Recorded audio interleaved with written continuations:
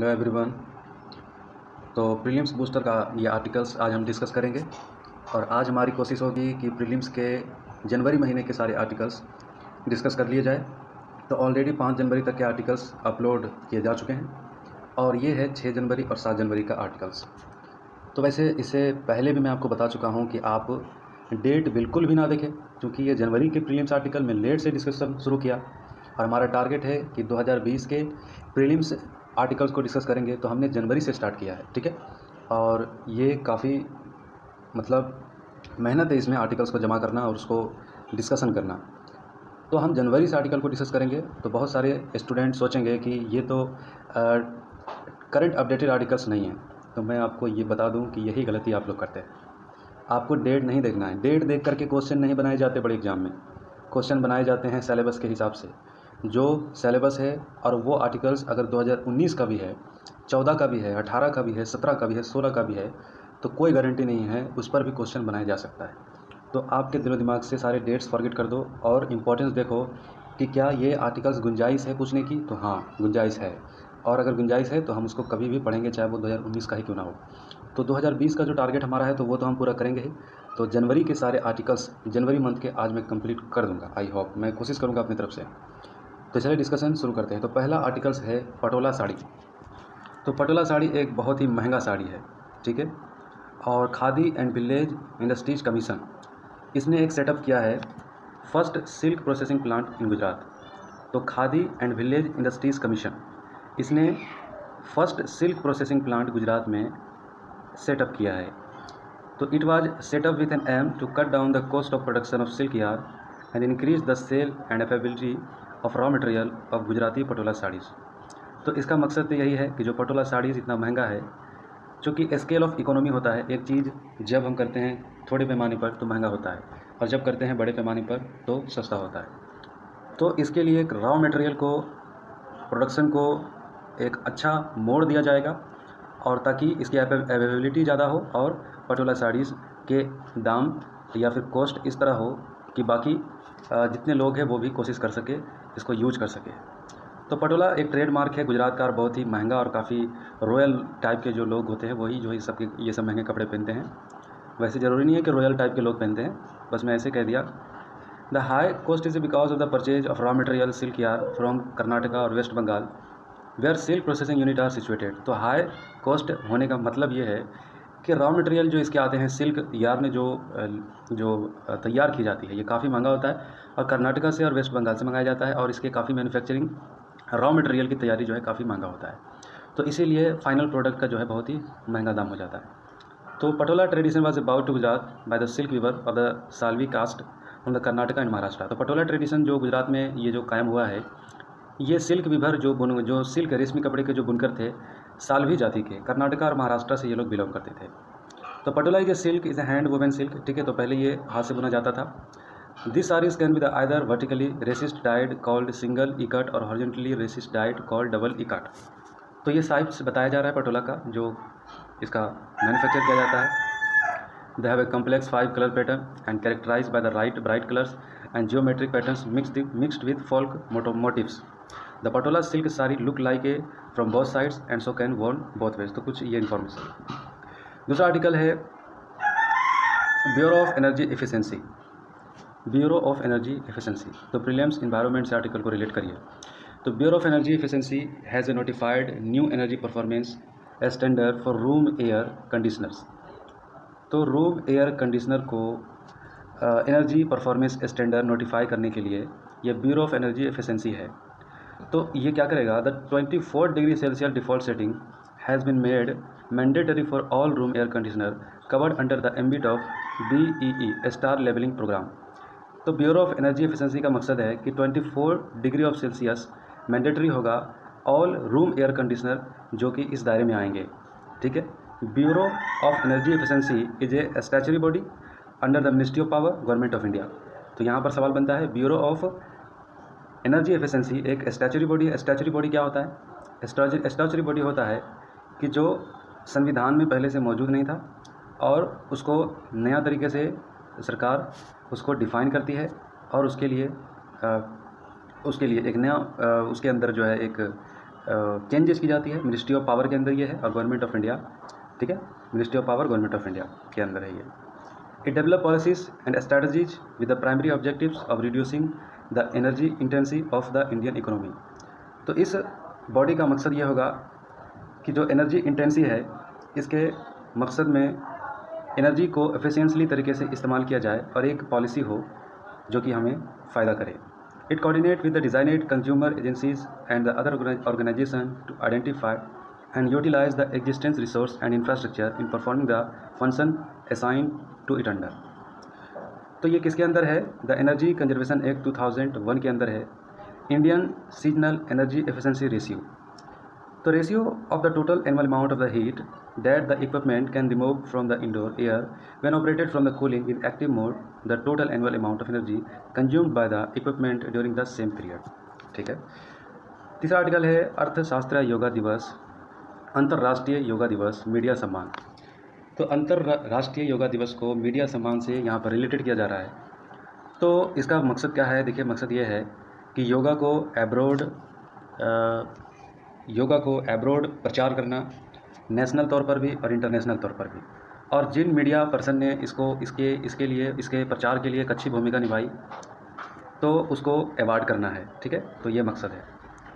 तो the acknowledge the positive role responsibility of media in dismantling the outreach of the yoga in India and abroad.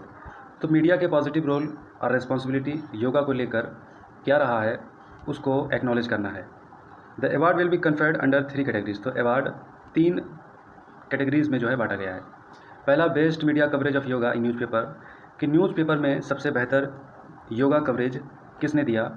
Best media coverage of yoga in television, television पर best yoga coverage किसने दिया। Best media coverage of yoga in radio, और radio पर सबसे best yoga coverage किसने दिया। तो ये 3 बेसिस पर कैटेगराइज है और इसको सम्मान, मीडिया सम्मान जो है योगा को एब्रॉड प्रचार करने के लिए बेहतर तरीके से उसको दिया जाएगा। तो इंटरनेशनल डे ऑफ योगा 21 जून 2015 से मनाया जाना शुरू हुआ और ये तकरीबन यूनाइटेड नेशन जनरल असेंबली के 177 देशों को इसमें प्रपोज किया गया।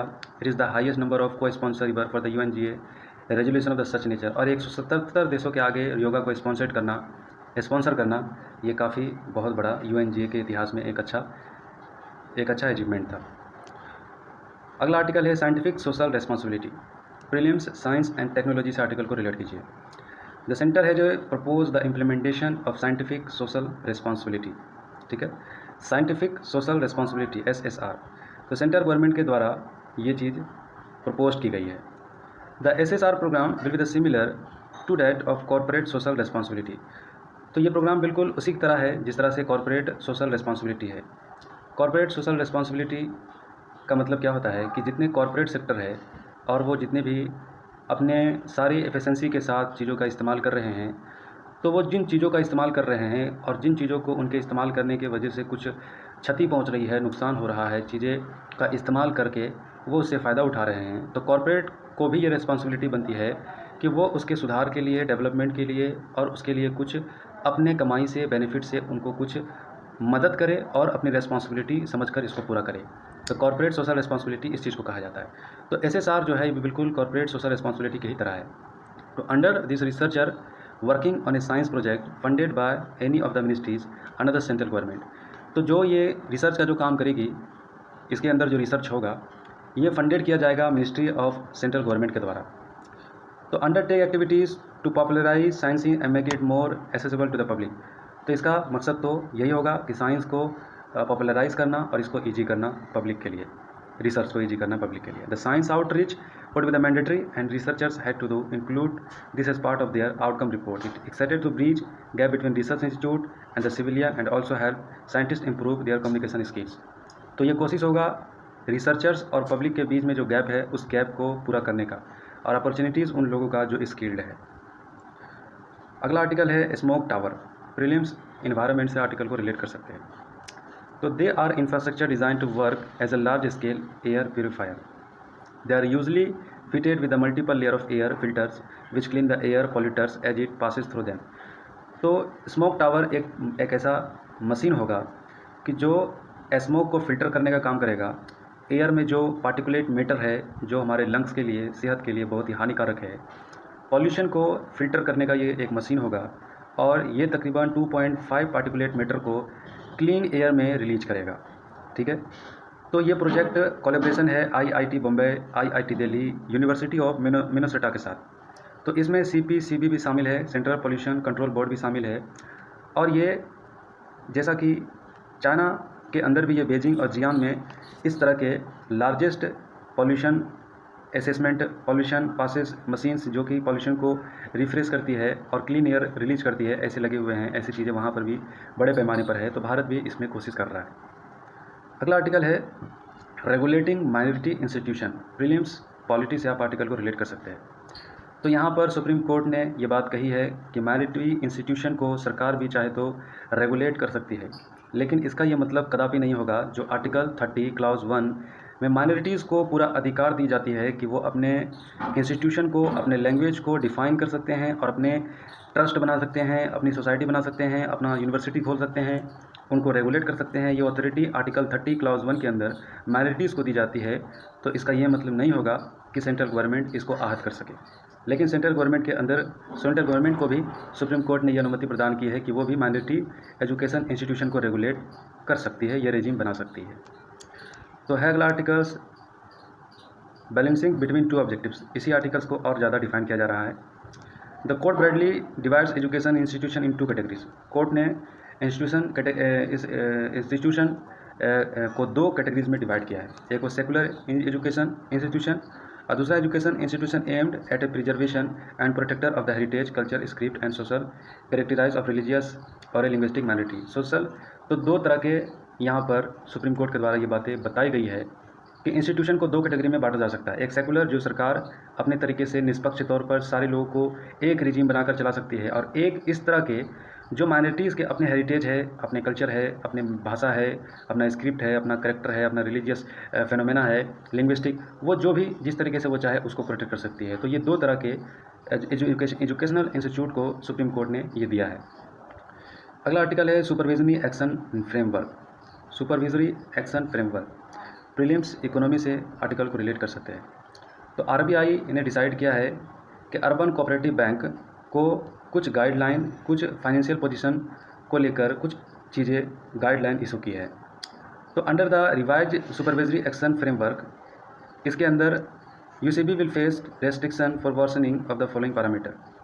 तो ये अर्बन कोऑपरेटिव बैंक अगर इस पैरामीटर को फॉलो नहीं करती जो आरबीआई ने दी है, तो काफ़ी उनके लिए दिक्कतें बढ़ सकती है। तो ये क्या है? Net non performing asset accessed 6% of net advance, कि जो अभी नेट 6% है नॉन परफॉर्मिंग एसेट, ये एडवांस नहीं होनी चाहिए, तो ये ज़्यादा नहीं होनी चाहिए। नेट नॉन परफॉर्मिंग एसेट क्या होता है? नॉन परफॉर्मिंग एसेट वो एसेट होता है कि जो बैंक ने लोन दिया लेकिन वो लोन का कोई इंस्टॉलमेंट नहीं दी जा रही है, और वो बैंक को लोन प्रोवाइड जिन्होंने किया वो लोन नहीं दिया जा रहा है, अब वो लोन कोई फंक्शन नहीं कर रहा है, वो पैसा कोई काम का नहीं है, तो इसीलिए उसको एनपीए कहा जाता है, non performing asset. The losses incurred for the 2 consecutive financial years or accumulated losses on their balance sheet. The capital adequacy ratio falls below 9% and serious government issue. तो UCB will ask to submit a board approved action plan to correct the situation. तो UCB को under cooperative bank को अपना एक बनाना पड़ेगा, एक board जो टाइम टू टाइम ये सबमिट करेगी अपने सिचुएशन को आरबीआई को, और एनपीए को 6% से बिलो करना होगा, रिड्यूस करना होगा। Increasing capital adequacy ratio two 9% above with in 12 month, और कैपिटल एडिक्वेसी को 9% से बढ़ाना होगा ज़्यादा 12 मंथ के अंदर।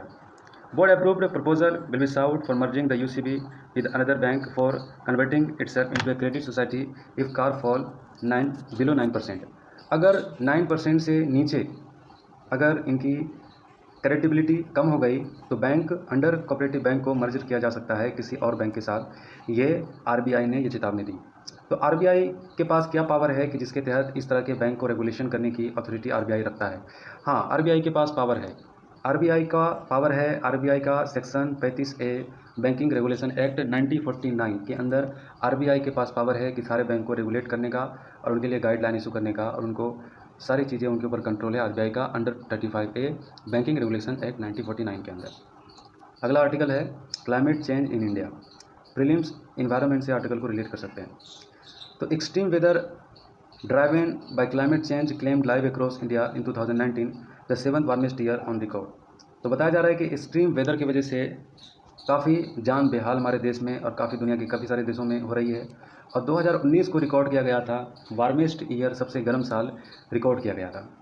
2019 was an extreme year in term of weather which include, तो किस तरह का वार्मेस्ट ईयर 2019 को रिकॉर्ड किया गया था। डेडली हीट वेव, बहुत ज़्यादा हीट वेव की वजह से, हीट वेव आप समझ रहे हो ना कि सूरज की जो तपिश है वो बहुत ही ज़्यादा, जिसके वजह से हीट वेव जो समर में जो काफ़ी लोग को काफ़ी दिक्कतों का सामना करना पड़ता है, काफ़ी सारी बीमारियां भी इसमें होती है। और इसी तरीके से ये तो गर्मी की बात हो गई। Intense cold waves during winter, और इसी तरह का कोल्ड्स वेव कंटिन्यू 2019 से या फिर उससे पहले से चलता आ रहा है। कोल्ड्स वेव जो विंटर सीजन में होता है। कोल्ड वेव्स क्या होता है, जिस तरह से हीट वेव होता है समर सीजन में, उसी तरह से कोल्ड वेव्स होता है विंटर सीजन में। बारिश के मौसम में हैवी रेन हो रहा है, जिससे कि फ्लड आ रहे हैं, बाढ़ आ रही है और जान और माल की क्षति हो रही है और बहुत बर्बादी हो रही है। लाइटनिंग, थंडर स्टॉर्म, बिजली का कड़कना, गिरना, ये सब फेनोमेना होना शुरू हो गया है। Snowfall, avalanche related incident in Jammu Kashmir and Leh, snowfall का होना जम्मू कश्मीर और लेह में ये भी काफ़ी अनरेगुलेटेड हो गई है। इंटेंस साइक्लोन इन ओशियन, और इसी तरह से साइक्लोन समुद्रों में, बे ऑफ बंगाल की खाड़ी में, अरब सागर में ये इरेगुलर होता चला जा रहा है। तो ये सब नेचुरल क्लाइमेट फेनोमेना बिगड़ने की वजह से है। अगला आर्टिकल है जो कुटुबी फेस्टिवल। तो जो कुटुबी फेस्टिवल ये मिजोरम में मनाया जाता है और गवर्नमेंट ने ये ऑर्गेनाइज़ किया है। जो कुटुबी फेस्टिवल 10 स्टेट के साथ ये फेस्टिवल ऑर्गेनाइज किया गया है सेंट्रल गवर्नमेंट की तरफ से। Across India and the country such as the US, Myanmar and Bangladesh, और एक्रॉस भारत के देश के अलावा यूएस को भी, म्यांमार और बांग्लादेश को भी इसमें लाया गया है। It will be the organise in the state which have a significant Mizo population. तो इसका मकसद है मीजो पॉपुलेशन के लिए ये सिग्निफिकेंट था। ये जो त्यौहार है ये मीजो, नागालैंड और मिज़ोरम में ये आबादी ज़्यादा रहती है। मीजो ये एक जनजातीय ट्राइब्स है जिसको मीजो कहा जा रहा है। It is an attempt to unify and strengthen the brotherhood among the various Mizo tribes living in the different part of the world. तो इसका मकसद यह है कि यूएस को भी, बांग्लादेश को भी, म्यांमार को भी इसमें फेस्टिवल में, और फिर 10 स्टेट को भी पार्टिसिपेट कराया गया। तो इसका मकसद कि जो मीजो ट्राइब जितनी भी है जनजाति दुनिया में जहाँ कहीं भी, उसको यूनिफाई करना, एक करना, ब्रदरहुड, आपसी भाईचारा कायम करना, ये सब मकसद है। तो ये एक जनजातीय का एक कल्चर है जिसको प्रोटेक्ट करने की बात है यहाँ पर, जो कि हमारे नॉर्थ ईस्ट राज्यों में जो है पाए जाते हैं। तो अगला आर्टिकल है आर्ट एंड कल्चर। ठीक है, प्रीलिम्स आर्ट एंड कल्चर से आर्टिकल ये रिलेटेड है। तो US has a threaten to target 52 site in Iran including UNESCO world heritage site which could constitute a war crime by the US. तो US ने 52 ऐसे sites, cultural sites, art and cultural sites जो कि UNESCO के world heritage site में included है, शामिल है, उसको थ्रेटन यानी कि खतरे में, ये यूएसए ने ये बात की है कि वार की वजह से ये थ्रेटन हो सकता है। The convention for the protection of cultural properties in the event of arm conflict was adopted the Hague in 1954। तो पूरे दुनिया के कल्चरल प्रॉपर्टी को प्रोटेक्ट करना आर्म कन्फ्लिक्ट से 1954 में ये एडॉप्ट किया गया था सभी देशों के द्वारा, वर्ल्ड वार 2 की बर्बादी के बाद। It is the first international treaty focused exclusively on protection cultural heritage during. तो ये पहला ट्रीटी था सभी देशों के लिए जो कि कल्चरल हेरिटेज को प्रोटेक्ट करने की थी आर्म्स फोर्स ड्यूरिंग के दौरान, जब ऐसी स्थिति पैदा हो। It defined cultural property as a movable or immovable property of great importance to the cultural heritage of every people, such as monument of architecture, art of history, whether religious or secular archaeology sites। तो ये protect करना उन देशों की responsibility होगी क्योंकि ये सभी लोगों के लिए हेरिटेज है, सभी लोगों की चीज़ों से, मानवता से जुड़ी चीज़ें हैं, चाहे वो कोई इमारत हो, कोई कला हो, इतिहास का कोई पहलू हो, कोई धार्मिक, कोई सेकुलर, आर्कोलॉजिकल साइट, सब को प्रोटेक्ट करना ये देश की रिस्पॉन्सिबिलिटी होगी। The signatories to the convention are referred to a high contracting parties. They commit themselves to protect, safeguarding and having respect for cultural property। तो ये कमिट है सभी देशों के द्वारा कि सेफ गार्ड किया जाएगा, किसी भी कंडीशन में रेस्पेक्ट किया जाएगा, कल्चर प्रॉपर्टी को नुकसान नहीं पहुंचाया जाएगा। The Rome statute of 1998, the founding treaty of the international criminal court describes war crime as an international attack against a historical moment or a building decided to religion, it was cut art of science। The US, Iran, even India are the parties to the convention to the protection cultural property। तो ये था आज का articles. I hope कि articles आपको समझ में आया होगा। तो आपको समझ में नहीं आया तो फिर से सुन लो, इसका नोट्स बनाओ और दूसरों से शेयर करो। Thank you.